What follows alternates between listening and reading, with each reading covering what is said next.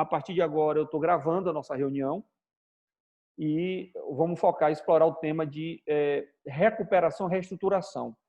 Eu vou fazer um preâmbulo bem rápido antes de entrar no conteúdo, que, assim, nem sempre eu chego para o empresário falando de recuperação, porque recuperação em empresa, para muita gente, é igual quando você fala de UTI para a pessoa. Eu já tive gente, né? Minha mãe, por exemplo, já precisou ir pós-cirurgia numa UTI, e eu fiquei tranquilo depois pós-cirurgia, porque eu sabia que era o local que ela estava mais bem monitorada. Mas você que é de fora, quando fala que alguém foi para a UTI, você fica logo desesperado. Mas às vezes a UTI, às vezes a pessoa está até com um quadro relativamente estável, mas pela necessidade, pela idade, por algum fator que a pessoa tenha, inspira um monitoramento constante. E às vezes é mais seguro do que estar num quarto. Então, quando a gente fala de recuperação, nem sempre a situação é muito pior, mas é uma situação que requer monitoramento. Mas, como tem essa visão geral, a gente trabalha muito mais com a palavra de reestruturação do que recuperação, mas eu vou trabalhar as duas vertentes agora. Eu vou compartilhar minha tela com vocês, e aí quem quiser, quem quiser pode aí, inclusive, botar a tela cheia, imagino que todos saibam, mas é só clicar 2 vezes em cima da minha tela. Todos já estão vendo minha tela? Só confirmar aí, Maurício, que tá beleza.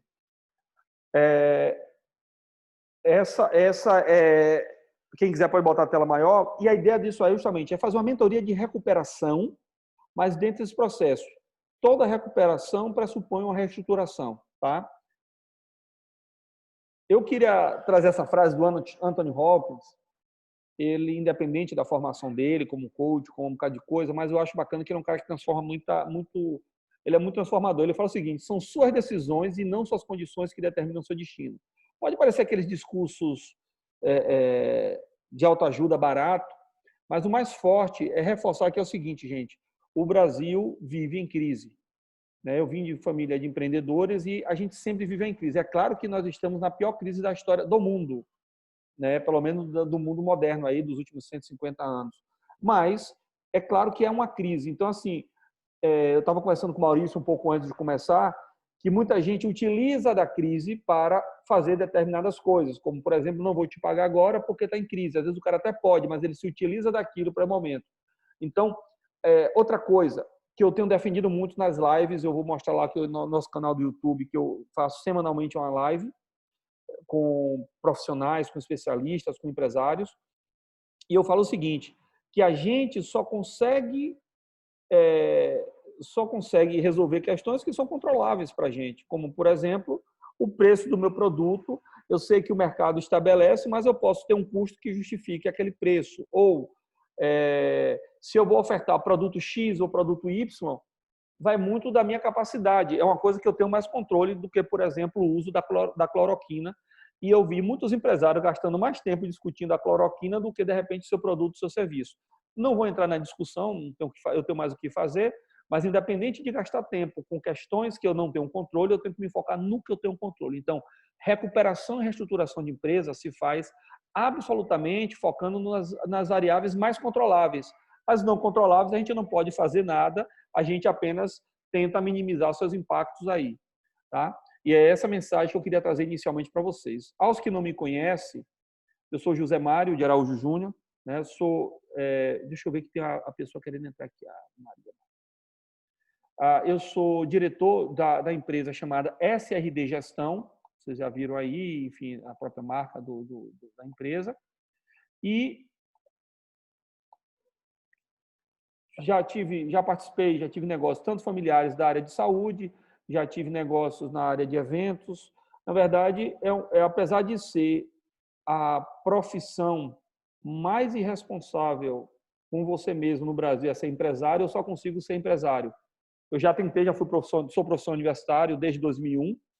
Comecei minha carreira lá na minha terra, lá em Cachoeira, no IAN, como professor universitário, onde até estudei como colega, e nesses últimos 20 anos eu ensinei muitas faculdades, fui coordenador de alguns cursos, mas sempre com o viés empresarial e a educação, o empresário como suporte daquilo ali, como atividade de eu poder passar conhecimento.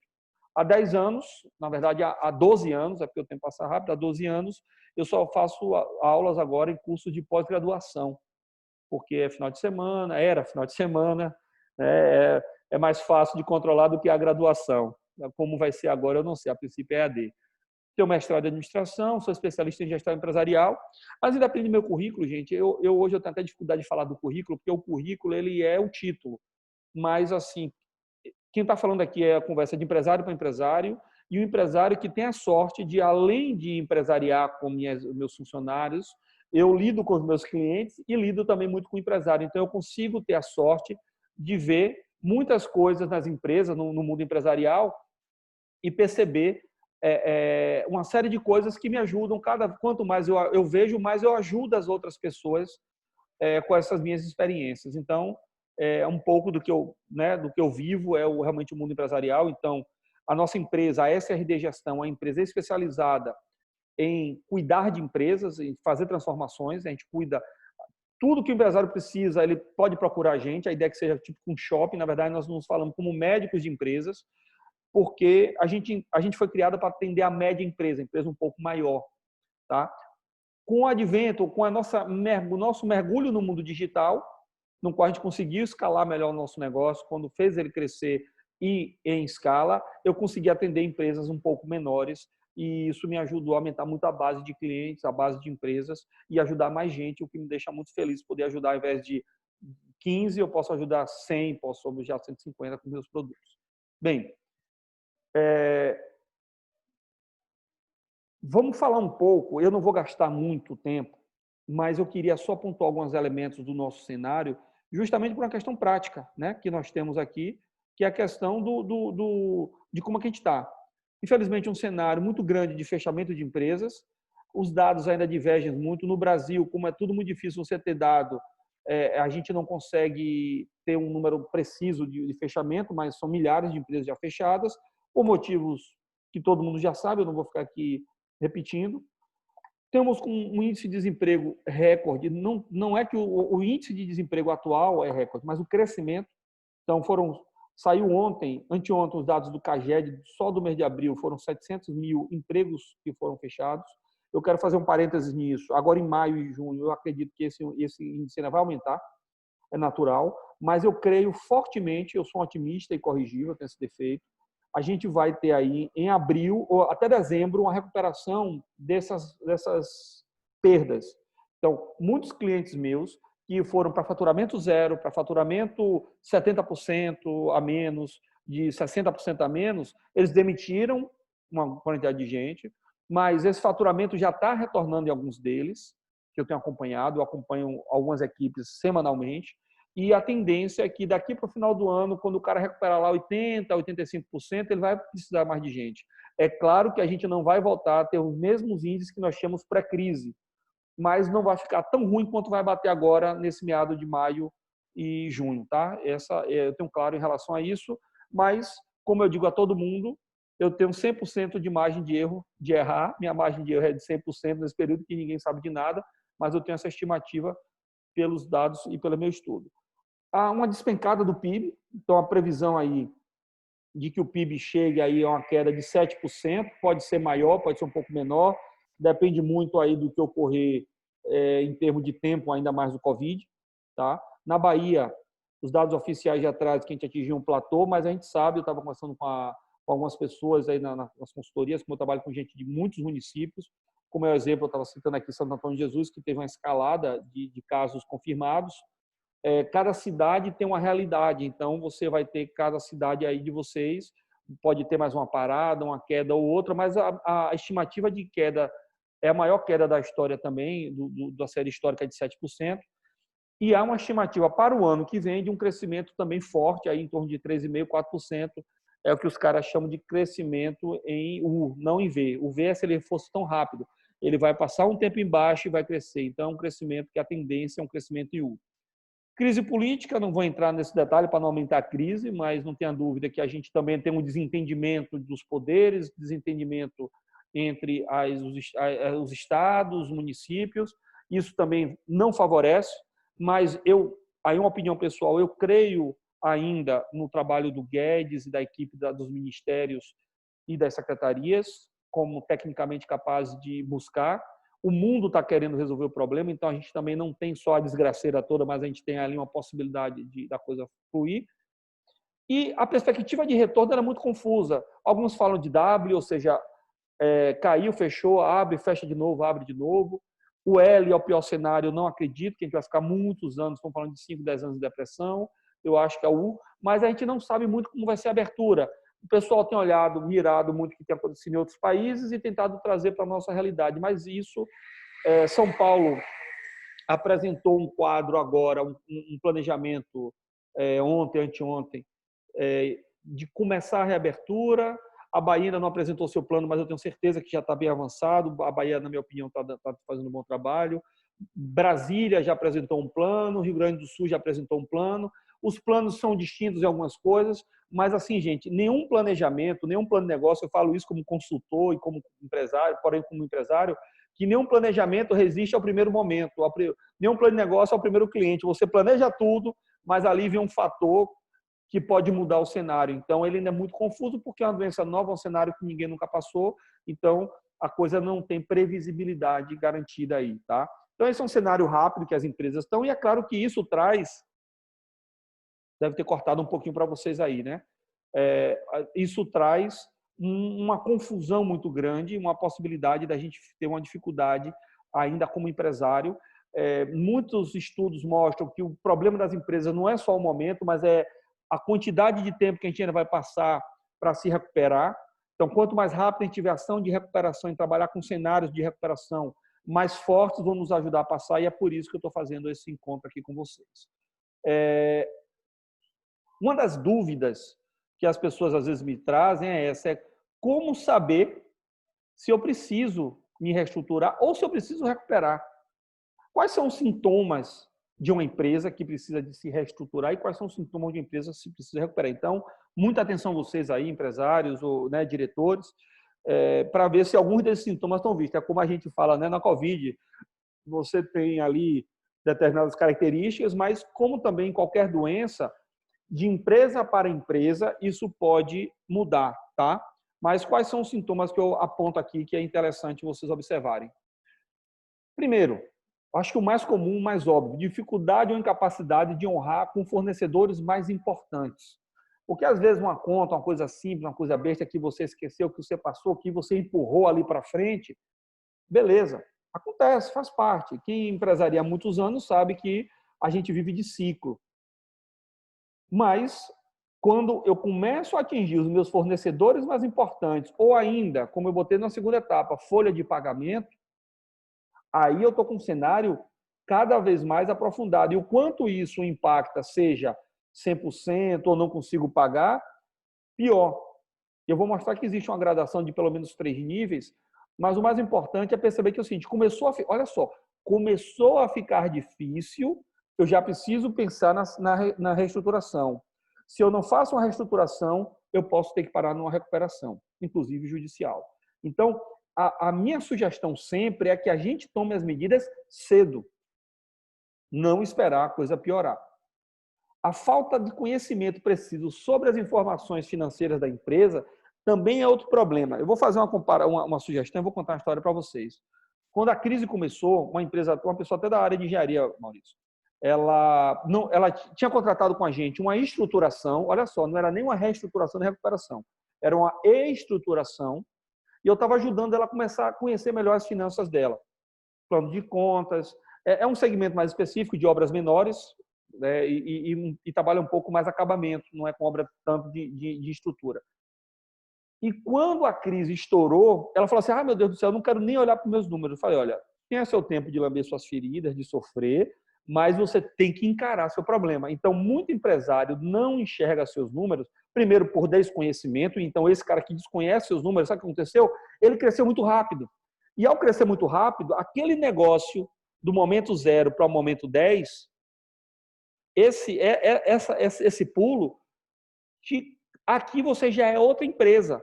Os métodos de controle que você tinha aqui não servem mais para cá, mas só que pela nossa natureza de ficar controlada, a gente tenta manter aqui a mesma coisa. Consequentemente, você precisa reestruturar o negócio. Você precisa ter mais controle, você precisa ter mais procedimento, você precisa ter mais medição. É mais chato, é mais burocracia, mas você precisa, para gerenciar, você precisa ter dados. Então, é essencial vocês entenderem, gente, que a falta de conhecimento é um indicador importante de necessidade de reestruturação de sua empresa. Se você não sabe, se você não controla, se você toma um susto com seu saldo bancário, com contas a pagar, com satisfação de cliente, com atraso de entrega de serviço, com reclamação de produto, alguma coisa sinaliza que sua empresa precisa reestruturar. Então, é importante ter essa atenção. Tá? Então, Zé Mário, é só isso aí? Não é só isso aí. Eu poderia dizer, por exemplo, conflitos internos, um lado da empresa puxando para um lado e o outro indo para o outro. É um sinal. É comum um conflito da área comercial com a área financeira? Com certeza. Operação com comercial tem que brigar. Operação com financeiro tem que brigar. Suprimento com operação faz parte do conflito. Por quê? Porque as áreas de suporte à operação, elas estão ali para se complementar e tem papéis conflitantes mesmo. Porque se o financeiro libera tudo que é vendido, alguma coisa está de estranho. Se a operação tem todo o recurso, o dinheiro, sem ser freado pelo financeiro, alguma coisa está errado. Os conflitos existem, mas quando esses conflitos começam a atrapalhar a operação, as entregas, também é momento de você reestruturar a sua empresa. Então, gente, eu estou trazendo aqui, eu imagino que o chapéu deva estar caindo aí na cabeça de vocês, aí, alguns de vocês, né? Quem quiser colocar aí no chatzinho aí, olha, comigo já aconteceu tal coisa, podem se pronunciar, mas assim, saiba que isso é uma dor que eu vejo todos os dias. Eu lido no meu dia a dia, tanto com a empresa que fatura lá. Ultimamente eu tenho me focado com empresas menores, porque eu estou cuidando mais do digital, meus sócios estão cuidando mais das empresas de médio porte, mas eu ainda lido com 4, 5 empresas de médio porte, mas eu já lidei com empresas que faturam 100 mil, 150 mil mensais, muito pouco, mas eventualmente cai para a gente, até que fatura 20 milhões mensais. E vou lhe dizer, a diferença está no tamanho, na maioria das vezes. A grande diferença está no tamanho, porque às vezes as dores de um são as dores do outro, eu vou falar aqui para vocês também. É claro que, à medida que ela se torna mais complexa, ela tem mais algumas vantagens de, por exemplo, ter uma estrutura mais forte para suportar uma dor como que vocês estão passando agora, como todos nós estamos passando, mas também o tamanho da pancada que eles tomam também são pancadas maiores. Então, gastei um pouco mais de tempo para contextualizar isso para vocês, até para que faça sentido, para eu ver o quanto faz sentido isso para vocês, para que vocês percebam que a coisa atinge a quase todas as empresas. E aqui eu vou também rapidamente mostrar que existem esses 3 níveis entre recuperação e reestruturação, gente. Eu não vou fazer aqui uma classificação acadêmica, tá? Apesar de ser professor universitário, eu estou aqui como empresário, compartilhando com vocês as minhas experiências como consultor também e o que nós fazemos lá. Então, se eu fosse criar, teria gradações técnicas maiores, mas eu dividi em 3, que didaticamente fica muito claro de se entender. Então, eu tenho 3 níveis de atuação quando eu chego numa empresa. Eu vou reestruturar, eu vou fazer uma recuperação administrativa, eu vou fazer uma recuperação judicial. Existe anteriormente a estruturação. É aquela empresa mais nova que está começando, está no ciclo de vida lá no início e está precisando ser estruturada. Mas, normalmente, depois que ela rampou, depois que ela virou uma empresa maiorzinha, ela, obviamente, naturalmente, ela se tornou algo mais forte, ela já precisa de uma reestruturação.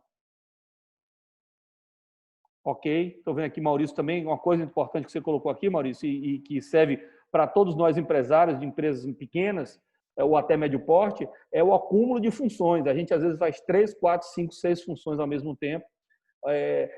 Cobra o escanteio, cabeceia, é o juiz também, muitas das vezes, e isso nos desgasta mais. É por isso que eu costumo dizer aqui, vai ficar gravado, é que chamar o cara que é empregado de trabalhador é dizer que a gente não é trabalhador, é explorador. Mas, na verdade, eu costumo dizer que lá na empresa talvez eu trabalhe mais do que meus empregados, porque eu trabalho sábado, domingo, feriado. Aqui, minha irmã Santo Antônio é feriado amanhã. Minha empresa não é aqui, minha empresa é em Salvador, mas eu trabalho o dia todo, trabalho sábado, trabalho domingo, eu e meus sócios, nós trabalhamos sem parar. Então, na verdade, todos nós somos trabalhadores e é natural que empresas menores você acumule 2, 3 funções, sim. Isso é uma outra necessidade de reestruturação. Então, gente, falando de cada área, o que é reestruturação? Quais são as etapas e as necessidades de uma reestruturação? Primeira coisa, cara, é um diagnóstico do contexto financeiro e econômico. Eu vou mostrar aqui para vocês na prática. Ângela que eu estou fazendo um trabalho na cooperativa dela, uma das 7 cooperativas do estado da Bahia que eu estou fazendo um trabalho de recuperação e reestruturação, ela está vendo isso na prática e, de repente, até pode, quando terminar isso aqui, ela dar o depoimento do que está conseguindo enxergar. Mas o fato é, eu preciso dominar, olha só, não é só conhecer, é dominar o meu contexto financeiro e econômico. Eu tenho que estar com o meu financeiro na palma da mão. Preciso entender claramente todo o meu contexto financeiro e econômico e eu já vou mostrar a vocês como é que se faz isso. Outra coisa, revisão do posicionamento de produto. Observem vocês, tanto por causa dessa crise, mas em qualquer momento, mas principalmente por causa dessa crise, imagina, a Michele tem laboratório. Eu imagino o que em março deve ter sido procurada, depois, Michele, você bota aí qual é a cidade, mas o quanto ela deve ter sido procurada para saber se faz o teste da Covid. Coisa que em janeiro, coisa que em dezembro, ninguém nem comentava. Então, assim, às vezes, o mesmo cliente da sua empresa, no momento específico, tem uma necessidade absolutamente diferente da de hoje. Então, não, quando a gente faz para uma reestruturação de uma empresa e uma recuperação, a gente não trabalha só exclusivamente com um contexto econômico-financeiro. Aí, tabela, ok, perto aqui na região do Baixo Sul aqui. Ou você tem a sua visão do negócio como um todo, ou você vai ficar preso cortando custo e esquecendo do reposicionamento. Então, eu lembro bem, vou dar alguns exemplos, vou dar exemplo de laboratório aqui para você. Eu lembro bem que o nosso laboratório lá na cidade de Muritiba, aqui no Recôncavo Baiano, quando ele foi fundado por meu pai, ele foi criado para atender ao SUS, na época INAMPS, NPS, alguma coisa assim, esses fundos, antes de existir o SUS. E quando eu fiz o SUS, o laboratório tinha lá uma cota, ele vivia disso. A gente começou a perceber que aquelas pessoas não aguentavam mais ficar 60, 90 dias para conseguir fazer o exame, porque as cotas acabavam logo. E a gente entendeu que o mercado popular, na época, sei lá, um hemograma, um exame de R$ 5, conseguiria fazer a pessoa fazer o exame logo a um preço muito, porque o SUS nos pagava tipo R$ 2, R$ 1 e pouco. Poxa, eu vou ganhar mais hoje no curto prazo. E eu escolhi ter uma atitude ali de mudar o posicionamento da minha empresa, que era uma empresa só para atendimento público, para uma clínica, um laboratório popular, porque o meu público da região, 85% das cidades do Nordeste brasileiro vivem de prefeitura e de aposentado. Então, clínica popular, ela consegue se posicionar muito bem no interior e laboratório. E lá a gente foi lá, terminou. Quando eu vendi o laboratório há uns 5 anos, sei lá, 85% da receita era do particular. Nem convênio a gente tinha, na verdade tinha uns 2 ou 3 convênios, mas pesava muito pouco, era no dinheiro. Enquanto o SUS tinha uma parcela ali, talvez de 10% só. Então, o mesmo cliente, o mesmo indivíduo, ele tem vontades diferentes e motivos diferentes e momentos diferentes. Então, quando eu vejo que minha empresa começa a perder receita, a receita estabilizar, eu começo a atrasar conta, eu consigo não entender mais no meu financeiro, um dos fatores que eu preciso analisar também é o posicionamento. Se aqueles produtos que estão lá na minha prateleira ainda atendem na qualidade e na quantidade para o cliente, quando eu falo qualidade, estou falando de prazo, estou falando de custo, estou falando de uma série de elementos, se ele atende aquele cara ou não. Então, é importante ter isso na cabeça. Qual é meu posicionamento e se o que eu estou entregando ainda faz. E assim, quando você está falando de, por exemplo, o Júnior que trabalha com empresa ligado à recarga, por exemplo, em Salvador, já tem empresa, eu não uso recarga há muito tempo. Hoje eu alugo as impressoras. Eu pago R$ 150 por mês lá no meu escritório, num boleto. Eu só boto papel. A impressora e o toner é por conta deles. É o valor mínimo. E eu vou pagar um valor de centavos cada um. Eu gastava R$ 400 de recarga. Isso é uma tendência. Se alguém chega aí em Eunápolis, por exemplo, Júnior, se você mora em Eunápolis, no lugar da Ângela, alguém chegar com isso aí, ele pode acabar com esse mercado. Então, assim, a gente precisa, e isso gera, às vezes, quebra as empresas, a gente não percebe. Então, a gente... ok, com outsourcing também, ótimo, Júnior, parabéns. Essa é uma tendência fortíssima e precisa ser divulgada.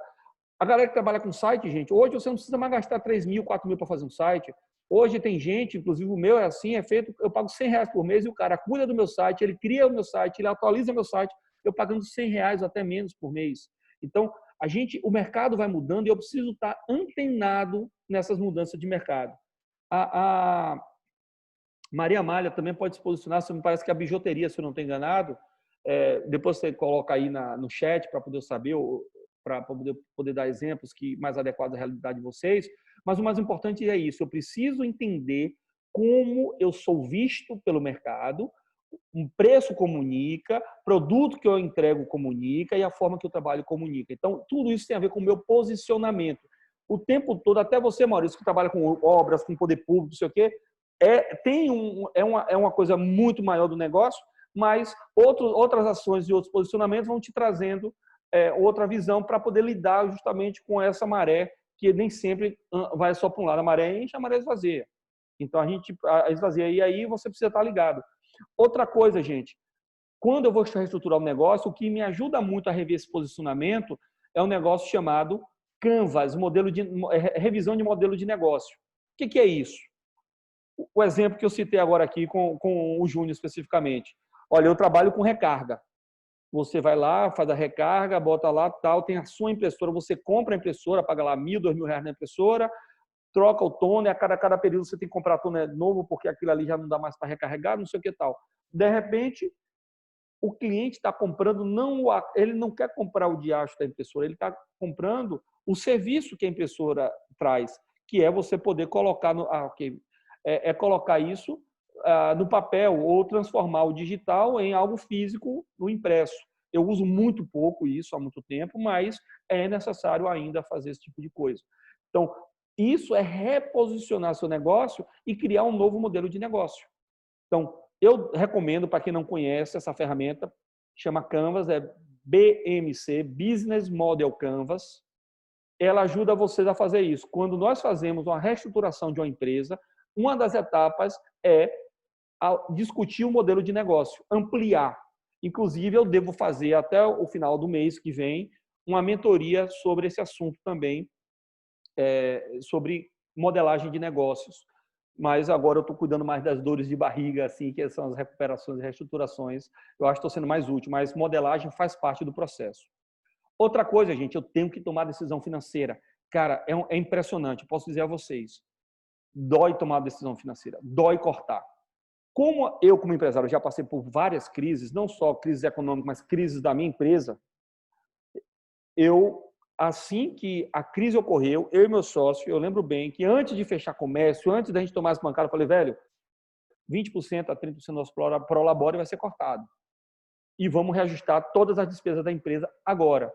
Eu lembro como bem, no dia 16 de março, a gente já tinha tomado 9 de março, a gente já tinha tomado algumas decisões, dia 16 tomamos as últimas. São extremamente doloridas, são horrorosas, sabe? E para quem ainda tem algum tipo de vaidade com algum tipo de bem, isso é pior ainda. Né? Eu, graças a Deus, há muito tempo eu me libertei de depender de coisas, então eu sou contra, mas isso é uma outra questão. Mas, às vezes, o cara que tem lá uma empresa num prédio muito chique, mas que não vai ninguém, mas ele gosta de dizer que é daquele prédio, a sala naquele prédio, às vezes ele não precisa de estar num prédio chique, ele pode alugar uma sala para reuniões comerciais eventuais num prédio chique e ter uma sala num lugar mais comum. Mas isso, às vezes, pesa na vaidade. Quem vive em cidades pequenas, por exemplo, porque na cidade grande, o cara não sabe nem o carro que você tem, na maioria das vezes, porque você entra pela garagem do prédio, sobe o elevador, vai para a sala do cara, tem a reunião, vai embora, e o cara não sabe muitas das vezes qual é o seu carro. Mas no interior que seja de carro, as pessoas às vezes observam isso. Eu nunca fui tão treinado assim para ter carros e gostar de carro. Eu acho que o dinheiro jogado fora. E hoje com os aluguéis e assinatura foi muito mais interessante. Mas momentos como esse de tomada de decisão, que às vezes tem que abrir mão da vaidade, que tem que abrir mão disso, faz parte do processo. E eu vou lhe dizer, todos os meus clientes, todos os empresários que eu acompanho há anos, né? A nossa consultoria tem mais de 10 anos, eu tenho mais de 15. Na verdade, eu faço consultoria desde a empresa Júnior, ou quando eu era estudante de administração. Como eu me formei em 2001, a conta mais ou menos são mais de 20 anos lidando com empresas, além de como empresário. E eu posso dizer a vocês, o mais difícil de você recuperar e reestruturar a empresa é a vaidade do dono. Mas não é a vaidade besta pura só não, é porque às vezes o cara conquistou aquilo a um suor muito grande e tem dificuldade de abrir mão de algumas coisas. E aí é mais fácil, às vezes, cortar o salário do que cortar o prolabore próprio, que vai baixar seu padrão de vida, mas às vezes é necessário. Então, mais uma vez, gente, recuperação, reestruturação pressupõe comportamento. Muitos clientes meus que há anos ouvem conselhos do meu sócio, que ainda é mais especialista que eu nesse assunto, que domina esse assunto, e que eu faço, agora na crise eles não tiveram jeito, eles tiveram que realmente baixar a guarda e tomar decisões que há anos a gente tem dado e que eles tinham relutado. E agora muitos deles foram obrigados, de fato, a tomar essas decisões. Então, é muito claro que as decisões financeiras elas não são só técnicas. As técnicas são fáceis. Você chega no Excel, o Excel pega qualquer coisa. As difíceis são as comportamentais. Então, reflitam sobre isso também, porque é um assunto muito importante para se pensar. E monitoramento, gente. Medir, testar. E no teste, uma coisa que com certeza vai acontecer, você vai tomar uma decisão errada. Não seja idiota de achar que você vai acertar todas. Não seja idiota de achar que você vai acertar todas, porque você não vai acertar todas. O que você tem que, no saldo, acertar mais do que errar. Um dos caras que eu me baseio muito, que eu admiro muito, que é o Guilherme Benchimol, fundador da XP, ele tem uma frase que eu repito muito para as pessoas. Se você não está errando, alguma coisa está errada. Vou repetir, se você não está errando, alguma coisa está errada. Por quê? Porque é sinal que você não está inovando, você não está testando nada novo, você está repetindo. E no momento que você tem concorrência o tempo todo, que você tem uma crise, que você tem novos modelos, decisões vão precisar ser tomadas. E às vezes você vai errar bastante. Agora, você tem que também errar pequeno para não ter prejuízo grande e corrigir rapidamente o que você tem que fazer. Isso se atende muito ao marketing digital. Por exemplo, eu faço investimentos em marketing digital e eu meço o tempo todo de onde está vindo, se eu pauso tal campanha, se eu mudo a landing page, se eu faço isso, se eu faço aquilo, porque justamente é isso que vai dando o norte e a gente vai fazendo. Eu que lido com marketing digital há bastante tempo, na minha empresa e ajudando alguns clientes, quando eu vejo um horizonte de tomar a decisão desse, que é muito curto, a gente não consegue, porque a gente está dirigindo sob neblina. Estou descendo a serra de Cachoeiro para Muritiba, embaixo de neblina, eu não estou conseguindo enxergar 3 metros à minha frente. É assim que a gente está como empresário hoje. É assim que eu estou como profissional. Então, eu tenho que o quê? Baixar minha velocidade, aguçar minha medição e lembrar de cada curva, saber se eu estou entrando bem na curva ou não, para que eu não faça nenhuma besteira. Isso é medição de tempo em tempo. E isso, quem está em reestruturação e principalmente em recuperação, não tenha dúvida. Eu meço meus clientes hoje, nesse período, semanalmente. Tá? Os que estão em casos mais graves, às vezes 2 vezes por semana a gente está medindo. Isso faz parte. Eu volto ao exemplo que eu citei da UTI lá no início. A vantagem de você estar na UTI é que o monitoramento é 24 horas, diferente de um apartamento, diferente de uma questão domiciliar. Bem, ótimo, Júnior. Já eu vou abrir, a gente vai debater aqui, vou tirar bastante tempo aí para a gente poder esclarecer para vocês. Bem, recuperação administrativa, diferente de reestruturação, o principal fator é esse aqui, ó, negociações administrativas. Aí eu vou parar um pouco. Repete tudo. Eu preciso conhecer meu contexto, sim. Eu preciso revisar meus produtos. Qual é a diferença? É a intensidade e o tempo. Tempo é um conceito extremamente relativo. Se você está... Não é à toa que a Covid acelerou o processo de digitalização do mundo, porque justamente a gente viu que a gente não tinha tempo de se digitalizar. Home office teve que ocorrer do dia para a noite, as coisas tiveram que mudar muito rapidamente e a gente teve que aprender a se adaptar às coisas. Então, com esse cenário tão rápido, a gente não teve tempo. Então, a gente saiu de fase de reestruturação para recuperação, dado a urgência. O que muda um do outro é o prazo. Eu não tenho mais tempo para ficar esperando. Eu tenho que ser mais radical em algumas medidas e, principalmente, eu preciso aprender a fazer negociações fortes e consistentes nesse processo. Semana que vem a gente vai fazer uma mentoria de negociação para o grupo das cooperativas que eu estou conduzindo e a exposição como essa que eu estou fazendo vai estar no nosso canal do YouTube também da SRD Gestão, para quem quiser pegar algumas dicas de negociação, vocês vão ver lá. Então, para finalizar essa parte de recuperação administrativa, eu vou dar um exemplo. Muitos casos de clientes meus, por exemplo, chegam para bancos e tentam negociar. Poxa, a parcela do banco está difícil, está apertado, o que é que eu faço? Aí você chama o gerente para conversar. Se você estiver pagando, ele não vai te chamar para conversar, porque você está pagando. Em tese, o banco entende que você pode pagar aquela parcela. Então, infelizmente, uma das estratégias que a gente faz, cara, guarda o dinheiro e atrasa a parcela. Com 90 dias, ele te chama para negociar, e muitas das vezes com taxas menores. Eu não estou dando aqui pegadinha, não, é porque eu vejo isso acontecer, e eu gostaria, né, mas eu entendo também o lado dos bancos, porque se não seria uma enxurrada, inclusive agora a tendência é que haja essa enxurrada de negociações, mas assim, antes que judicialize o caso, você tenta negociar administrativamente. Então, até advogados que nos orientam nas recuperações de empresa, eles falam, cara, vamos tentar ao máximo fazer a negociação administrativa com o banco, com fornecedores, para evitar judicializar, porque tem um custo de advogado, tem um custo das custas judiciais, tem toda a apurrinhação natural, que é um processo judicial. Vamos tentar ao máximo esgotar o administrativo. Então, a gente já se prepara para isso. Então, a gente tem algumas ações que a gente faz com os clientes de preparar ele para essas negociações. E, em alguns casos, a gente também negocia diretamente junto ao cliente, junto aos bancos, junto às outras entidades, por questões técnicas e que a gente tem. E é importante entender que da reestruturação para a recuperação é o tempo. E aí eu volto ao que eu falei há alguns minutos para vocês. Se você começa a agir nos primeiros sintomas, você não precisa de recuperar, você vai ajustando. Quando o prazo começa a apertar, quando você não negocia, quando você não ajusta, quando você não se organiza, você necessariamente, caso a urgência, você precisa não mais reestruturar, mas recuperar em uma negociação mais rígida, mais direta, mais dura. Não deu certo, recuperação judicial.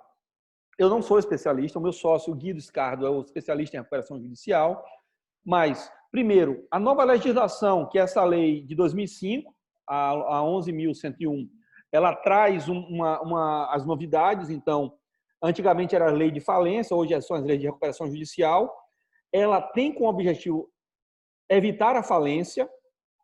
O nosso papel como consultor é montar um plano de recuperação que é negociado com os credores, inclusive os bancos, às vezes funcionários, outros fornecedores.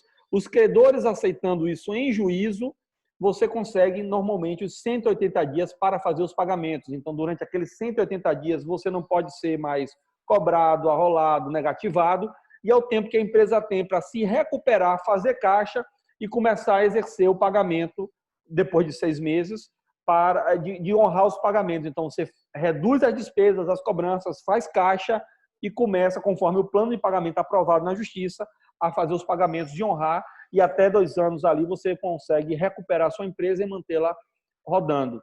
Para vocês terem ideia, segundo o Serasa, agora em 2020, cresceu 46% já, principalmente no mês de abril já, mas também todo mês de abril ele já é meio cruel, se você pegar os dados. O crescimento de abril não foi tão grande, tá? Então, assim, a situação não está tão crítica. Agora, durante a pandemia, está sendo tramitado um projeto de lei que valeria até o final do ano, que tornaria ainda mais fácil para as empresas se manterem.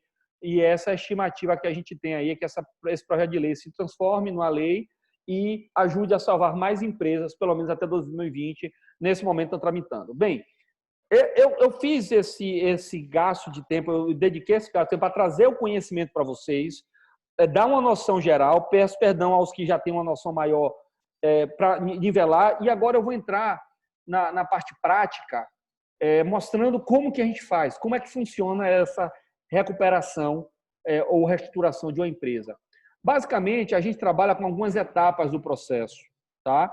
Então, eu tenho etapas aqui que vão desde você explorar informações essenciais, que é onde eu vou me dedicar mais a vocês, analisar essas informações e montar um plano de reestruturação ou de recuperação.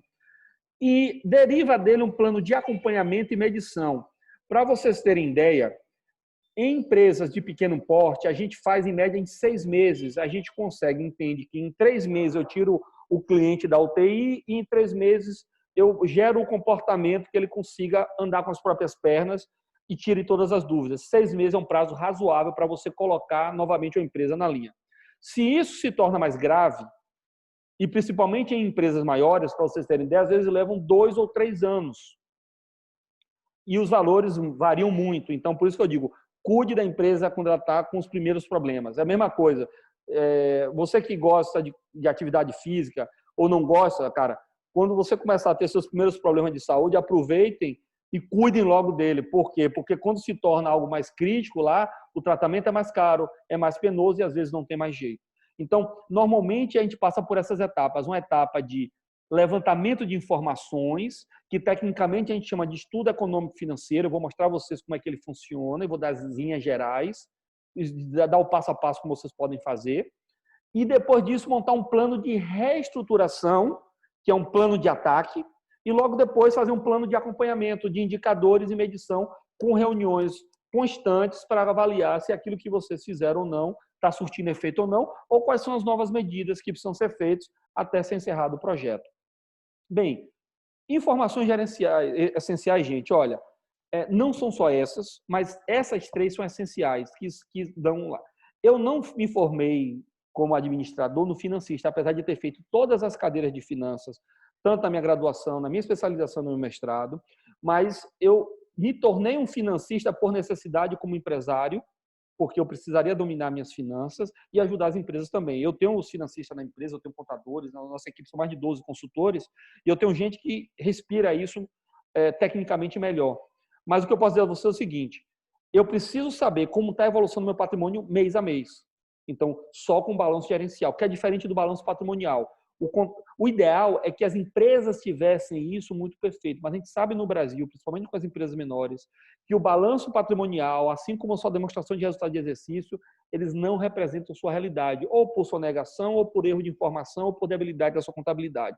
Então, nós prezamos ajudar vocês a ter os dados gerencialmente, que são os reais. Por exemplo, num balanço patrimonial, você faz uma previsão, por exemplo, de depreciação. Mas no mundo real, por exemplo, lá eu tenho um caminhão na minha empresa ou eu tenho um carro na minha empresa. Se eu for seguir a lei contábil, eu digo que aquele carro ele se deprecia em 5 anos. Ele vale 0 em 5 anos. Mas na prática, se você for, se bem que hoje até já existem dispositivos que corrigem isso, mas se eu for fazer um balanço gerencial, eu vou dizer, velho, vem cá, seu carro hoje, se ele fosse vendido é quanto? Ah, 30 mil reais, pronto. Então eu não vou depreciar pela lei, eu vou pegar pelo quanto ele vale no mercado ali, pela tabela FIP, dando desconto de 20%, 30%. Então, o balanço gerencial, ele tenta trazer ali a realidade, assim como também o nosso DRE, que é a demonstração de resultado de exercício, que dá a lucratividade, e o fluxo de caixa, que para mim é a ferramenta mais importante, gente. E aí eu vou falar aqui para vocês como empresário. Você que é empresário, se você não tiver nenhum relatório, tenha pelo menos um fluxo de caixa. Domine quanto entra e quanto sai na sua empresa no detalhe, quanto vai entrar e quanto vai ser. Pelo menos esse danado aqui desse fluxo de caixa. Mas o ideal é que você consiga ter os três, tá? Bem, vamos lá. Balanço gerencial. Balanço gerencial, ele trata, que na verdade a gente chama de informações essenciais, basicamente duas questões que são importantes aqui. Um é contas a receber e contas a pagar. Com base, a gente usa essa tabelinha aqui para montar nossa análise, tá? Isso aqui não é um balanço gerencial, isso aí é uma planilha de levantamento de informações. Mas basicamente, todo balanço ele precisa ter duas questões que você precisa saber como empresário. Bens e direitos, que é o que a gente chama de passivo e ativo. E a diferença é o patrimônio líquido, que é o seu. No ativo, você tem um circulante, que é o curto prazo, é que a falta de ativo circulante é que mata a empresa. É falta de caixa, falta de recebíveis e acaba com a tua empresa. E o passivo circulante do lado de cá também, alto demais, também você tem muita conta para pagar, muito compromisso e mata o seu ativo circulante. Então, é esse equilíbrio que a gente precisa entender. Então, quando eu pergunto aqui para você quais são as questões que estão vencidas em até 6 meses, eu estou querendo ver seu circulante, seu curto prazo. E as vencidas também acima de 6 meses, também eu estou vendo já o seu longo prazo. Mesma coisa a vencer. Então, eu não vou ficar explicando questões técnicas aqui, o que eu quero ser bem prático é o seguinte, quando eu levanto o que está vencida, ou seja, o que você deveria ter pago há mais tempo, e o que você deveria ter pago há menos tempo, e também deveria ter recebido há mais tempo, há menos tempo, eu consigo junto, que não está aqui na planilha, mas lá embaixo eu falo de patrimônio que você tem da empresa, contas, por exemplo, passivo por exemplo, impostos, previdenciário, passivo trabalhista. Ah, mas eu não devo nada. Não, mas é o seguinte, se você tem 100 funcionários, ou você tem 10 funcionários, você tem que saber calcular hoje quanto seria se eu fosse demitir todo mundo. Eu preciso ter essa informação na ponta da língua. Por quê? Porque isso vai impactar na liquidez da minha empresa. A gente não usa no dia a dia, porque você não demite todo mundo, mas eu preciso analisar os índices de liquidez. O que é o índice de liquidez que a gente tira dessa informação? É quanto o meu negócio é líquido, quanto eu tenho dinheiro ali naquele negócio. Ou seja, se eu pegar tudo que eu tenho a receber, abater que eu tenho a pagar, sobra dinheiro ou falta dinheiro? Então, a pergunta é essa. Em um cantozinho você vai botar lá, na sua empresa, tudo que eu tenho no meu caixa, tudo que eu tenho no meu banco, tudo que eu tenho de estoque, tudo que eu tenho de contas a receber. Basicamente é isso. Nos próximos 6 meses, a gente chama isso de ativo circulante, ou seja, é seu índice de liquidez, assim, é o ponto positivo do índice de liquidez. Eu vou repetir. Caixa, que eu tenho em dinheiro em espécie, conta bancária, estoques, principalmente se seu estoque ou seus insumos são consumidos e viram dinheiro dentro de 6 meses, contas a receber nos próximos 6 meses. Isso é que dentro de 6 meses vai deixar de ser o que está mais líquido ali na sua mão, que vai ajudar você a pagar suas contas. Do outro lado, quais são os financiamentos que eu tenho a pagar dentro dos próximos 6 meses, as minhas contas que estão atrasadas dentro de 6 meses, contas, os impostos que eu tenho a pagar e que eu devo, e meu passivo trabalhista. Então, com isso, eu começo a confrontar. E depois eu faço uma coluna do permanente ou do exigível a longo prazo, que é basicamente vinculado a contas que eu tenho a receber para mais de 6 meses e contas a pagar por mais de 6 meses. E aí, gente, eu faço um confronto, acrescento o meu patrimônio e eu vejo uma fotografia da minha empresa. Eu posso disponibilizar essas planilhas para vocês, tá? Eu vou mandar um link depois. No final, eu vou também colocar uma outra questão aqui que pode interessar alguns de vocês. Mas o mais importante é o seguinte, essa planilha vai te dar uma visão da sua situação. Porque se eu sei tudo que eu tenho para receber de um lado, tudo a pagar para o outro, a diferença é meu patrimônio. Lembrando, vou repetir, eu falei da liquidez, mas eu falei que eu tenho a receber há mais de 6 meses, eu falei que eu tenho meu patrimônio há mais de 6 meses. E do outro lado, tudo que eu tenho que pagar dentro de 6 meses, tudo que eu tenho que pagar acima de 6 meses. E aí eu confronto se meu patrimônio ele pode ser positivo ou negativo. Empresa prestadora de serviço que não tem muito patrimônio físico, ela tende a ter um patrimônio negativo. E ela sobrevive com a girada da bicicleta. Se a bicicleta para, ele tende a cair. Então, aí tem algumas análises mais específicas que a gente chama de índice de liquidez seca, de curto prazo, etc. Mas que eu não vou entrar aqui agora. Mas se der negativo, você não se preocupe, não se assuste se der negativo. Por quê? O mais importante, gente, é que a cada mês ela precisa melhorar. E se for positivo, obviamente, melhor dos mundos. Se sua empresa é uma empresa que é intensiva em mão de obra, mas é extensiva em patrimônio, imóveis, aí ela tem que ser positiva, porque senão você pode se tornar insolvente. Bem, do outro lado, eu também tenho meu fluxo de caixa e minha DRE. O que é isso? Gente, rapidamente, se vocês olharem aqui na minha apresentação, eu tenho todas as minhas entradas ou minhas vendas, eu abato as reduções de receita. O que é redução de receita que eu tenho que abater? Devoluções e também tenho que botar aqui os impostos que eu pago. E isso me dá uma receita líquida. Então, vou dar um exemplo. Digamos que eu tenho aqui 100 mil reais de entrada e paguei 10 mil de impostos e tenho aqui 1.000 de devoluções. Então, eu tenho como saldo aí um valorzinho, né, de 100 menos 11, eu tenho aí 89. Deixa eu dar um pause aqui, coisas do home office. Alguém resolveu aqui, por exemplo, jogar bola nesse exato momento aqui do meu lado. Só um minutinho aqui. Deixa eu voltar aqui compartilhamento dela, perdão, me terminei tirando o compartilhamento. Então, se eu tenho aqui 100 para facilitar a conta e eu tiro 11, me sobra 89 de receita líquida. Então, na verdade, é essa tabelinha aqui, essa colunazinha daqui, essa célula, melhor dizendo, é que sobra para pagar todas as minhas contas. E aí, primeiro, eu tenho que pagar os meus custos, que basicamente são meus fornecedores ou mão de obra que está na operação. Então, por exemplo, no caso de Maurício, que é empresa de engenharia, toda a galera, vou usar o termo popular, peãozada que está no dia a dia na obra, mestre de obra, enfim, toda a galera da operação, ele entra como custo, não como despesa, ele é custo, ele faz.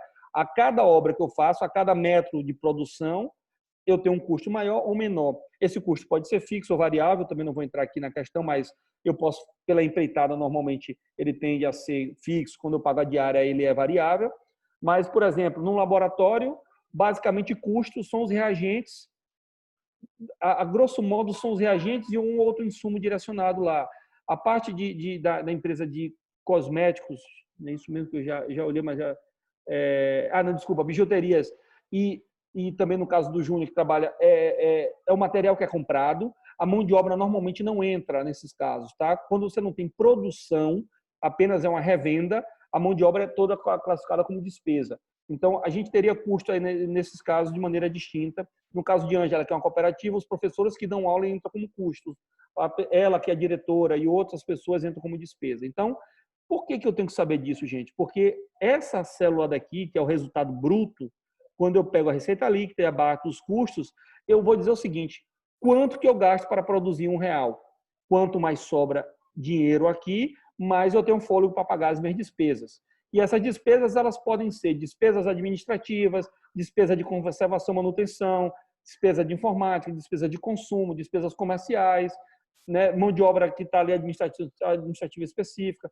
Cada empresa, cada negócio tem o que a gente chama de plano de contas específicos. Então, você precisa dominar seu plano de contas, você precisa saber suas contas e saber organizar. Por quê? Porque aqui me dá um resultado operacional. Isso é essencial para quem está fazendo a recuperação. Às vezes, gente, eu pego empresas que estão com problemas financeiros sérios, mas a operação dele é positiva. Ou seja, se ele não tivesse financiamento, ele sobraria dinheiro. Aí o que é que acontece? Fazer uma conta. Aquele cara ali que fatura 100 mil, digamos que na operação dele deixa 10. Só que ele tem 20 mil de financiamento. Então, todo mês ele entra na... Quer que eu chego para o banco? Velho, esse cara não pode te pagar 20 mil. Desculpa, foi mal, mas assim você vai matar e você não vai receber esse dinheiro. Você vai ter que aceitar receber 5 ou 10 mil por mês. Porque se você... E esses 10 ele pode pagar, os 20 ele não pode. Vamos renegociar a dívida dele, vamos alargar a dívida dele, para que ele possa pagar e voltar a ter fluxo de caixa positivo, porque senão você mata a empresa. No caso do fluxo de caixa, muita atenção. Tem um conceito contábil e administração que é essencial e 99%, 99% não, mas posso dizer que 95% das empresas que eu já trabalhei com consultoria até hoje, 95, foram mais de 350 empresas, cometem esse erro. Eles misturam caixa com competência. Quando eu tinha minha farmáciazinha lá, eu falo assim, poxa, mas eu vendi 35 mil, gastei 22 e os 13 mil não estão na conta. Por quê? Porque eu misturava a venda, que é competência, com caixa, que é despesa. E isso não faz sentido. Quem paga a despesa é caixa. Então, se você quer fazer um fluxo de caixa correto, que é a sua obrigação mínima, não é o que você mediu no caso de uma empresa de engenharia, não é o que você vendeu no caso de varejo, é o que você recebeu, é o que entrou na sua conta. Então, quando entrou na sua conta, você vai lá para os extratos bancários, soma quanto entrou, vai para a receita, recebimento. Tudo que você pagou, despesa, e a diferença é seu saldo de caixa, que depois do operacional, tem o financeiro, os não operacionais, eu não vou entrar aqui, e tem o que sobrando na sua conta. Ô, Mário, como é que eu vejo que isso aqui está bom ou está ruim? É fácil. Você pega seu saldo no início do mês, final do mês, se ele tiver maior, digamos em 10 mil, soma com aqueles 10 mil, meu fluxo de caixa está bonitinho. O ADRE, que quer dizer demonstração de resultado de exercício, é que diz de verdade se você tem lucro ou não. DRE que diz se tem lucro ou não. Então, na DRE é o que eu vendi, com o que me custou vender, com o que me custaram as despesas e o meu lucro. Lucro é um conceito contábil, o lucro não existe. Agora, o lucro, quando eu digo existe, você não bota no bolso. Agora, eu conheço empresas que têm queima de caixa, ou seja, elas precisam botar dinheiro. Quer ver um exemplo? Vou dar um exemplo prático aqui. Loja de confecção. O que é que acontece? Loja de confecção, principalmente no interior, você tem muita venda em dezembro, Natal. Você tem, eventualmente, um picozinho no carnaval ali, mas é muito pouco. Você tem Dias das Mães, que você vende alguma coisa. E você tem São João, aí sim que é outro pico. Quando você vai, em abril, comprar para a coleção de inverno, você queima a caixa, você gasta, porque muitas vezes você compra à vista, você compra no curto prazo. Então, se você pegar um fluxo de caixa de uma empresa de varejo No mês de abril ele vai ser negativo. Mas ela está tendo lucro, porque ela está vendendo a mercadoria dela ali e ela está também tendo contas a receber. Então, se eu estou tendo lucro, mas estou queimando caixa, o que é que acontece? Esse dinheiro eu vou receber no mês que vem, nos próximos meses, e aquele lucro pode virar caixa se eu não tiver inadimplência.